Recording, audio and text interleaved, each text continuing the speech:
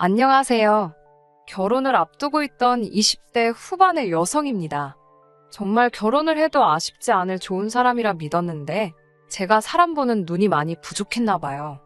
결혼을 앞두고 헤어졌다는 사실이 실감이 나질 않지만 믿었던 만큼 속았다는 배신감이 더 크네요. 남자친구와는 대학 때 동아리 활동으로 잠깐 만났던 사이입니다. 같이 활동하던 첫 해에는 가끔 같이 밥도 먹고 연락도 주고 받았었는데 대학 2학년을 마치기 전에 남자친구가 군대에 가면서 사이가 멀어졌습니다. 남자친구와 멀어지게 된 게 비단 군대 때문만은 아닙니다. 저도 2학년을 마치게 될 때쯤에 미국으로의 유학 기회가 생겨 해외를 나가게 되었던 이유도 있었어요. 제가 미국으로 넘어가고부터는 그나마 가끔씩 안부를 주고받던 남자친구와도 자연스럽게 연락이 끊기게 되었기 때문에 그렇게 소식을 들을 길이 없게 되었어요. 원래는 어학연수만 마치고 반년 정도 후에 귀국하는 예정이었는데 기회가 닿기도 했고 아버지가 이참에 아예 공부를 새로 해보는 게 어떻겠냐고 권유도 하셨기에 아예 어학연수를 하면서 미국에 있는 대학교에 편입을 하게 되었습니다. 더 오래 머물 계획은 없었는데 그렇게 공부를 하다 보니 거기서 대학원까지 마치게 되었습니다. 졸업 후 교수님의 추천으로 미국에 있는 회사에서 인턴 생활까지 하게 되었고요. 저도 무척이나 열심히 했지만 부모님의 경제적 서포트가 없었다면 불가능한 일이었을 거예요. 당시 부모님은 작은 사업을 하고 계셨습니다. 자본금 5천만 원으로 시작한 작은 사업이었는데 우연한 기회로 국책 사업을 맡게 되면서 사업이 가파르게 성장할 수 있었어요. 덕분에 저도 미국에서 지내기 시작하면서 대학원까지 마칠 수 있었던 거고요. 귀국 후에는 전공을 살려서 한국에 있는 기업에 취직을 하려던 계획이었습니다. 그런데 돌아와서 지내다 보니 저의 전공을 살리기엔 아버지의 회사만한 곳이 따로 없겠다는 생각이 들더라고요. 아버지도 어느 정도 하고 계시던 사업을 제가 물려받기를 원하시던 눈치였고요. 하지만 제가 낙하산으로 들어가서 이미 잘하고 있는 회사에 물을 흐리고 싶지는 않았고 아버지도 제가 가장 밑바닥인 사원으로부터 시작해서 밑에서부터 착실하게 올라와서 회사 다른 사람들에게도 인정받는 게 수순이라고 생각하셨고 그 점을 강조하셨어요. 겸손이라는 미덕이 가장 중요한 것 아니겠냐며 회사에서 일을 시작할 수는 있게 하겠지만 특히 직장 동료들에게 제가 아버지의 딸이라는 점을 꼭 숨겼으면 하는 눈치셨습니다. 저 또한 아버지가 무슨 말씀을 하시는지 알았고 괜한 오해를 사고 싶지 않았으니 그렇게 하기로 했고 결국 아버지의 회사에서 일을 시작하게 되었습니다. 회사 생활을 시작한 지 2년쯤 지났을 무렵 승승장구까지는 아니지만 회사에서 어느 정도 저도 인정을 받으며 자리를 잡아가고 있던 시기였습니다. 사업이 잘 되기는 했지만 소규모 회사인지라 직원 수가 그렇게 많은 편이 아니에요. 그래서 사람이 들어오고 나가고를 모를 수가 없었습니다. 속한 부서가 다를지라도 서로 얼굴은 알고 지내는 편이고요. 하루는 신입사원을 뽑는데 인사 담당자가 저랑 같은 나이에 같은 대학교 출신이라고 저보고 혹시 아는 사람이냐고 물어왔어요. 지원자 중에 가장 인상 깊은 사람이라 그런데 혹시 제가 아는 사람이거나 한다면 의견 좀 들어보고 싶다고요. 그런데 지원자의 이력서를 보고 저는 깜짝 놀라게 되었습니다. 저랑 짧은 인연을 가졌던 남자친구의 사진이 붙어 있었거든요. 예전에 연락이 끊어진 친구에 대한 반가움보다 저와 알던 사이라는 걸 알려야 하나 말아야 하나 고민부터 앞서더라고요.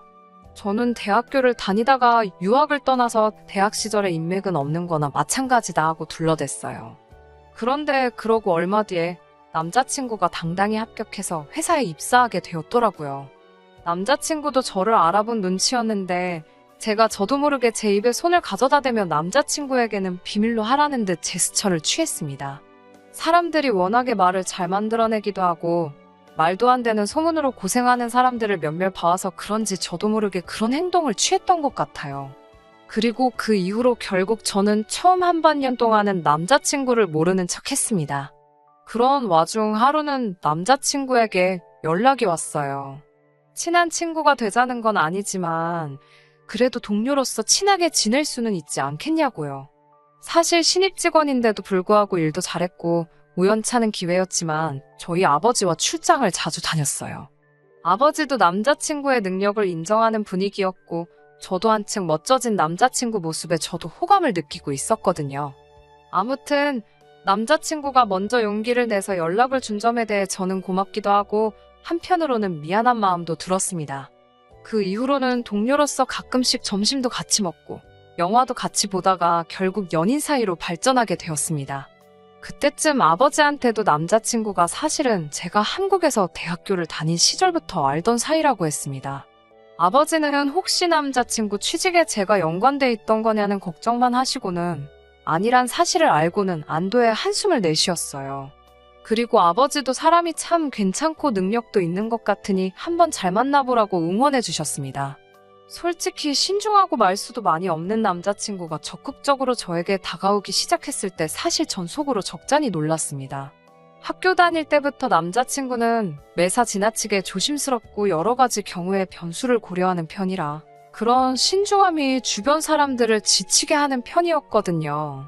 지금 돌이켜 생각해보니 사람들을 많이 사귀지 않았던 것도 그런 성격 때문이 아니었을까 싶네요.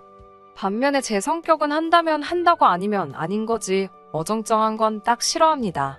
어떤 일에 대한 결정을 내릴 때도 그렇고요. 그래서 저희 둘을 다 아는 사람들은 저희가 어떻게 결혼까지 약속했는지 이해가 안 된다고 고개를 저을 정도였어요. 문제는 남자친구의 이런 성격이 결혼을 준비하면서 큰 걸림돌이 될 거란 생각을 제가 미처 하지 못했다는 겁니다. 정확히 말하자면 이런 성격을 갖게 된 이유가 뭔지 알려고 하지 않은 게 문제였어요. 나중에 알게 된 일이지만 남자친구가 이런 성격을 갖게 된 데에는 남자친구 부모님의 영향이 굉장히 컸던 것 같네요. 결혼 이야기가 나오면서 남자친구 부모님에게 인사를 하러 가게 되었습니다. 남자친구 차가 고장이 났다고 해서 제 차를 끌고 가게 되었어요. 내비게이션에 남자친구가 준 주소를 치고 가는데 집을 찾기가 쉽지 않았어요. 결국 같은 동네를 3바퀴나 돌았는데도 집을 찾지 못했는데 아무 말도 없는 남자친구 모습이 어이가 없더라고요. 게다가 1시 반까지 도착하기로 되어 있었는데 시간은 이미 1시 40분을 넘어간 상황이었으니 어찌나 초조하던지요. 남자친구는 자기가 어머니한테 늦는다고 미리 연락을 해놓았다며 걱정하지 말라고 했지만 처음 인사를 드리러 가는 제 입장에서는 그런 말을 듣는다고 안심이 될 리가 없었지요. 만나 뵙기도 전에 흠이 잡힌 기분이었으니까요. 저는 남자친구에게 그냥 말로 옆에서 어디로 어떻게 가라고 알려달라고 몇 번을 말했는데 남자친구가 계속 그냥 내비게이션이 가라는 대로 가라며 말을 안 하는 거예요. 결국 의도치 않게 자기 집인데 어떻게 가는지도 모르냐고 화를 냈습니다. 남자친구는 우물쭈물해하며 워낙 오랜만이라 까먹었다고 하더군요. 원래 자기가 방향치에 길을 잘못 외운다고 설명을 하는데 분명히 지지난주 주말에도 부모님 뵈러 간다고 했던 사람이 2주 만에 그것도 다른 사람도 아닌 자기 부모님 집에 가는 길을 까먹었다는 게 전혀 납득이 되지 않는 변명이었습니다. 하지만 당시에는 운전 중인데다 이미 예민해질 대로 예민해진 상황에서 남자친구와 말다툼까지 벌이고 싶지는 않더라고요. 남자친구가 거짓말을 하고 있다는 건 확신하고 있었지만요. 어쩔 수 없이 일단 나중에 두고 보자 생각하고 시댁 찾기에 열을 올렸습니다. 그렇게 동네를 5바퀴도 넘게 돌다가 결국 남자친구 부모님이 집 앞으로 나와주신 덕분에 간신히 집을 찾을 수 있었습니다. 다행히 늦었음에도 불구하고 남자친구 부모님은 그렇게 화가 나신 눈치는 아니었습니다. 당신 아들에게 정신 좀 똑바로 챙기라고 하시면서 저에겐 운전하느라 고생했다 하시더군요. 남자친구 어머니께서는 식사 준비도 좀 늦어졌다며 잠깐 기다리라 하셨고 저는 거실 소파에 앉아 있었습니다. 거실에 앉아 찬찬히 집안을 둘러보는데 집이 정말 예쁘고 좋더라고요. 정말 잘 꾸며놓은 호텔이나 모델하우스처럼 보일 만큼 군더더기라곤 하나도 찾아볼 수 없는 집이었습니다. 평소에 남자친구가 워낙 평범하게 다니기도 했고 남자친구 재력에는 관심도 없었기에 솔직히 이렇게 고급스러운 집은 예상을 못했습니다. 아파트에서만 살았던 저였기에 한국에도 이런 미국식 주택이 있는 게 참 신기했어요. 어머님께 제가 2층도 구경해도 되냐고 조심스레 여쭈니 약간 당황하신 얼굴로 떨떠름하게 그러라 하시더군요. 그래서 2층에 올라가니 1층처럼 2층에도 간이 부엌이 하나 있었고 거실하고 방도 있더라고요. 이 큰 집에 남자친구 부모님만 사셔서 그런 건지 2층에는 사람의 온기가 하나도 느껴지지 않았습니다. 쎄한 기분을 뒤로하고 저는 다시 1층으로 내려가기 전에 화장실을 가려고 했어요. 그런데 화장실을 아무리 찾아도 찾을 수가 없었습니다. 부엌도 있고 거실도 있는데 화장실이 없는 게 이상해서 어머님께 2층엔 화장실이 없냐고 여쭤봤어요. 그런데 순간 어머님께서 아버님께 다시 2층엔 화장실이 없냐고 물으시더군요. 어머님 집인데 왜 그걸 아버님께 여쭤보는 건가 싶어서 순간 당황스러운데 어머님이 그런 제 생각을 읽으셨는지 사실 우리가 이사 온 지 얼마 안 돼서 잘 모른다고 말씀하셨습니다. 아무리 그래도 말이 안 된다고 생각했어요. 솔직히 자기가 사는 집에 화장실이 몇 개인지 어디 있는지를 모를 수가 있나 싶었으니까요. 식사를 마치고는 어머님의 설거지를 돕다가 주방 가위에 살짝 손을 베었습니다. 피도 많이 나질 않길래 그냥 밴드 하나 붙이면 해결될 것 같아 어머님께 혹시 구급상자는 어디 있냐고 여쭈니 아까보다 더 당황하신 표정으로 그런 게 집에 있나 모르겠네라며 허둥지둥 하시더라고요. 이 밖에도 식사 중 필요한 물건을 찾기 위해 찬장이란 찬장은 다 열어보시기도 했고 정원 관리는 어떻게 하시냐는 제 질문을 얼렁뚱땅 넘기시는 등 뭔가 찜찜한 일들이 있었어요. 식사 시간 동안 예비 시부모님이 보여주신 모습 또한 영 개운치는 못했습니다. 저란 사람에 대해서는 그다지 궁금해하지 않으시는 눈치였고 오로지 저희 부모님의 직장이나 재산에만 관심이 있으신 것 같았어요. 저는 아버지, 어머니 두 분 다 지금은 은퇴하고 집에 계신다고? 저는 두 분 재산에 대해서는 아는 바가 없다고 말씀드렸습니다. 결혼은 제가 모아둔 돈으로 할 생각이라고도 했고 어른들의 도움은 웬만해선 받지 않을 생각이라고요. 남자친구랑 사실 이 부분에 대해서는 이야기를 진지하게 나눠본 적은 없었지만 오래전부터 생각해온 저희 진심이긴 했습니다. 집으로 돌아오는 길에 남자친구는 말이 없었습니다. 제가 분위기를 좀 바꿔보려고 농담을 해도 피곤하다는 반응뿐이었어요. 그리고 다음 날이었어요. 점심시간에 남자친구가 잠깐 이야기 좀 하자고 하더라고요. 저는 어제 일에 대해서 남자친구 부모님이 무슨 이야기라도 하셨나 싶었습니다. 그런데 차에 타자마자 남자친구가 저더러 부모님이 은퇴하신 게 맞냐고 묻더라고요. 그래서 맞다고 하니까 아버지가 이 회사 오너가 아니냐고 물어왔어요. 저는 속으로 정말 당황했고 깜짝 놀랐습니다. 왜인지는 모르겠지만 어제 일에 대해 저도 어느 정도 찜찜한 기분을 느꼈기 때문인지 저도 모르게 거짓말을 했습니다. 오너라니 무슨 소리를 하는 거냐고. 아버지가 사장이면 내가 지금 왜 지금도 이 직급으로 일을 하고 있겠냐고요. 남자친구는 전에 없던 심각한 표정을 보이더니 그럼 네가 입고 걸치고 다니는 건 다 무슨 돈으로 사는 거냐고 묻더군요. 아무래도 검소하신 아버지와는 다르게 어머니는 제가 앞으로 시집도 가고 하려면 예쁘게 하고 다녔으면 좋겠다며 이것저것 좋은 걸 많이 사주시는 편이거든요. 저도 멋내는 걸 좋아하기도 해서 마다할 이유도 없고 해서 어머니가 사주시는 대로 다 잘 쓰고 있었고요. 아무튼 남자친구의 질문에 괜히 또 부모님이 재력이 있으시다고 둘러대기도 애매해서 이건 내가 벌어서 사는 거라고 대답했어요. 그랬더니 남자친구가 너 진짜 돈도 없으면서 부자 행세를 하고 다닌 거냐고 어이없다며 웃는 거예요. 처음에는 상황 파악이 안 돼서 남자친구가 왜 이러지 싶었습니다. 남자친구는 저더러 그럼 이 차는 네 차가 맞냐고 묻길래 내가 설마 남의 차를 타고 다니겠냐고 내 차가 맞다고 하니 저더러 진짜 이해가 안 된다면서 다짜고짜 제가 이렇게 개념 없는 여자인지 몰랐다는 거예요. 제가 도대체 하고 싶은 소리가 뭐냐고 따지자 그럼 결혼할 자금은 얼마나 있냐고 물어보더군요. 제가 그런 걸 물어보는 너는 얼마나 있냐니까 저더러 얼렁뚱땅 넘어갈 생각 말고 솔직하게 불랍니다. 남자친구랑 만나는 동안 남자친구가 저한테 이런 화법을 한 번도 쓴 적이 없었기에 너무 당혹스러웠어요. 결국 제가 남자친구에게 당장 차에서 내리라고 했습니다. 그러자 하긴 네가 가진 게 이게 다인가 본데 간수 잘 해야지라며 제 어깨를 툭툭 치고 내리는 거예요. 사무실로 돌아왔는데 온몸이 부들부들 떨리고 어이가 없더라고요. 결혼 이야기가 나오고부터는 회사 사람들도 저랑 남자친구가 사귀는 걸 알고 있었기 때문에 어두워진 저의 표정에 둘이 싸웠냐고 물었지만 사실 이건 뭐 싸운 것도 아니고 쪽팔려서 뭐라고 말해야 할지도 모르겠더군요. 하지만 이 사건은 여기서 끝이 아니었습니다.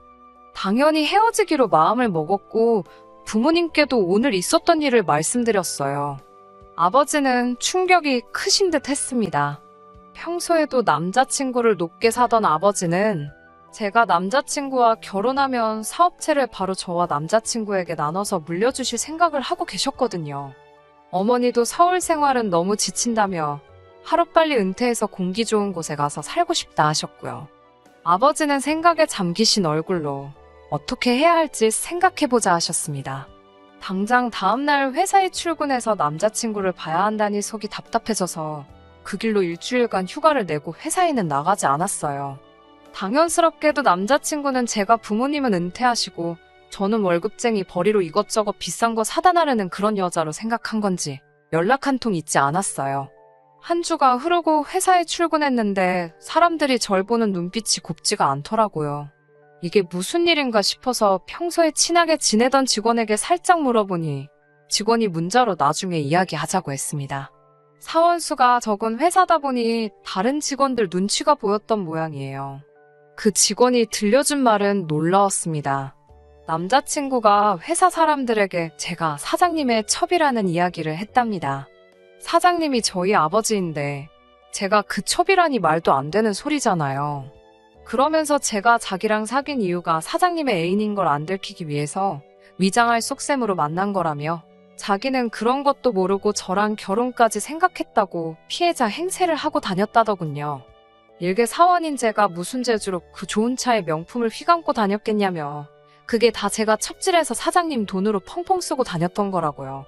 그렇게 남자친구의 말도 안 되는 헛소리에 사람들의 카더라가 더해져 제가 없는 동안 마치 사실처럼 굳어졌습니다. 생각해보면 제가 회사에 처음 들어왔을 때도 사실 채용 계획이 따로 없던 차에 제가 뜬금없이 신입사원으로 들어온 거기도 했고 바로 어제까지 갑작스럽게 말도 없이 휴가를 내고 회사에 안 나왔으니 사람들은 제가 뭔가 진정으로 구린 게 있어서 못 나온다고 생각했던 거고요. 결국 이 소문은 순식간에 퍼져서 아버지 귀에도 들어가게 되었어요. 결국 아버지는 당신의 계획보다 이르게 저를 사장 자리에 앉히셨습니다. 이례적인 파격 승진에 다시 당연히 말이 나오기 시작했고 아버지는 회사 메일을 통해 제가 아버지의 친딸이고 회사 전반적인 업무를 가르치기 위해서 그리고 다른 직원들과의 불화도 줄이기 위해서 여태껏 그 사실을 숨겼다고 이 과정에서 불편함을 느낀 직원이 있다면 유감이라고 적으셨더군요. 그리고는 이와 별개로 저와 아버지에 대한 유언비어를 만들어 퍼뜨린 직원과 그에 동조한 직원은 명예훼손으로 고소를 진행할 예정이니 아는 바가 있는 사람들은 협조해달라고 덧붙이셨습니다. 아버지가 저렇게 강경하게 나가신 이유는 남자친구가 그때라도 자기 잘못을 뉘우치고 아버지와 저에 대한 이상한 소문을 퍼뜨린 걸 사과하면 눈 감아주실 생각이 있으셨던 거였어요. 그런데 그 소문을 직접 사과해야 할 남자친구는 따로 저에게 연락 한 통 없었고 그제서야 상황 파악이 된 직원들 몇몇만이 저에게 찾아와 진심으로 미안하다며 사과를 하더라고요. 그러면서 자기들이 도울 수 있는 게 있다면 뭐든지 돕겠다고요. 명예훼손만 문제가 아니라 자기들 직장이 달린 문제니 더 절박해 보였습니다. 저는 만약의 경우 누가 이 소문을 시작한 건지만 증언해달라고 부탁했습니다. 그리고 아니나 다를까 모든 사람이 제 남자친구를 지목하더군요. 한때는 사랑했던 사람이고 결혼까지 약속한 사람이 갑자기 왜 나한테 이렇게까지 상처를 주는 건지 이해할 수가 없었습니다. 그리고 얼마 지나지 않아서 남자친구에게도 연락이 왔습니다. 남자친구는 저에게 이 모든 일이 저 때문이라며 처음부터 자기를 왜 속였냐고 하더군요. 그러면서 이제라도 자기가 진실을 알았으니 다시 예전으로 돌아가자입니다. 소문에 대한 사과를 할 줄 알았더니 헛소리를 시전하러 나온 거더군요. 마치 자기가 다시 저를 받아주겠다고 말하는 게 참 어이가 없었어요. 남자친구는 저보고 왜 자기한테까지 그 사실을 숨겼느냐고 재차 따지듯이 물었습니다. 자기 예상이 맞지 않았느냐며 자기는 이미 제가 아버지와 연관돼 있는 사람이란 걸 알고 있었다고요. 결혼 이야기가 나올 때쯤 집안 형편 차이로 결혼이 성사되지 않을까 싶어서 남자친구 부모님이 살고 계신다던 그 저택 같은 집도 빌렸다는 사실을 말하더라고요. 자기가 그만큼 저에게 공을 들였다고요. 그 자리에서도 끝까지 거짓말을 한 저에게 오히려 손해배상 청구를 했어야 한다며? 어차피 결혼할 사이에 그렇게까지 하겠냐며 자기가 저희 거짓말을 눈 감아주겠다는 듯이 뻔뻔하게 나오더라고요. 너무 화가 나서 제 앞에 놓여있던 커피잔을 남자친구에게 당장이라도 던져버리고 싶었지만 저 비열한 인간에게 어떠한 구실도 주고 싶지 않았기에 꾹 눌러 참았습니다. 남자친구에게 구질구질하게 굴지 말라고, 너야말로 호화저택까지 빌려가며 나를 속인 게 아니냐고, 너야말로 사기꾼이지 않냐고 한마디 했습니다. 내일 회사 출근하는 대로 너는 명예훼손 및 업무방해로 해고할 거라고 했습니다. 이 업계가 얼마나 좁은지 너도 알지 않냐며 인생 그렇게 살지 말라고 또 한마디 해줬고요. 그제서야 남자친구는 이게 다 저랑 저희 아버지 때문이랍니다. 아버지와 같이 떠난 출장지에서 우연히 저희 아버지 핸드폰을 보게 되었답니다. 아버지는 저랑 같이 찍은 사진을 핸드폰 바탕화면에 해두셨기에 제가 당연히 사장님의 딸이라고 생각했고 그래서 제 비위까지 맞춰가며 사귀게 된 건데 정작 저는 아니라고 하니까 딸이 아니라면 제가 아버지의 첩이라는 확신이 들었다고 합니다. 그리고 배신감에 치가 떨렸다는 거예요. 왜 솔직하게 묻지 않았냐고 하니까 요즘 젊은 여자들이 좋은 차에 명품 휘감고 다니면 부잣집 딸이거나 지저분하거나 둘 중 하나 아니겠냐며 저한테 사실을 물어볼 필요도 못 느꼈다나요. 이렇게 썩어빠진 인간하고 만났다는 사실에 너무 억울하고 분노가 치밀어 올랐습니다. 저는 결국 남자친구와 파혼했고 명예훼손으로 남자친구를 고소했습니다. 저뿐만 아니라 저희 아버지도 남자친구를 명예훼손으로 고소했고 나아가 회사의 입장에서도 남자친구를 같은 이유로 고소했어요. 어떻게 저를 속여서 저랑 결혼해서 회사까지 손에 넣으려고 했는데 남자친구는 당장의 합의금만으로도 몇 천이라는 돈이 빠져나가게 생긴 꼴이었죠. 그제서야 남자친구는 상황 파악이 된 건지 저를 다시 받아주겠다는 헛소리가 아니라 제 앞에 찾아와 손이 발이 되도록 싹싹 빌기 시작했어요. 당연한 말이지만 합의는 없었습니다. 소문이야 오해가 이미 다 풀린 상황에 넘어갈 수 있는 일이었지만 호화저택까지 빌려가며 저에게 자기 집이 마치 잘 사는 입인 척 거짓말을 했다는 사실이 너무 악질적이라는 생각이 들었어요. 저도 모든 사실을 숨겼다는 점에 잘한 거 하나 없다는 거 알고 있습니다. 하지만 남자친구가 저의 배경이 아니라 저를 사랑했던 거라 믿었고 모든 것을 알게 된 지금 남자친구는 뭣도 아닌 저를 사랑한 게 아니고 오직 저를 얻음으로써 자기에게 떨어질 콩고물만을 노리고 있던 사기꾼이 분명했으니까요. 그리고 당연히 그 죗값을 치러야 한다고 생각합니다. 회사 내에서 오해는 풀렸지만 저도 직원들을 속여왔다는 죄책감에 회사를 나오기로 결심했습니다. 아버지가 이뤄놓은 성공의 숟가락을 올리는 게 아니라 제가 여태껏 배워온 것과 경험을 살려서 직접 제 사업체를 차리기로 했어요. 아버지는 처음에는 왜 편한 길이 있는데 힘든 길로 가려는 거냐며 반대하셨지만 저의 생각을 듣고는 저를 인정해 주시고 제 뜻을 따라주기로 하셨어요. 저도 이제 다른 사람을 속이지 않고 제 스스로 인정받는 사람이 되기 위해 여태 하던 것보다 훨씬 더 많이 노력을 해야겠습니다.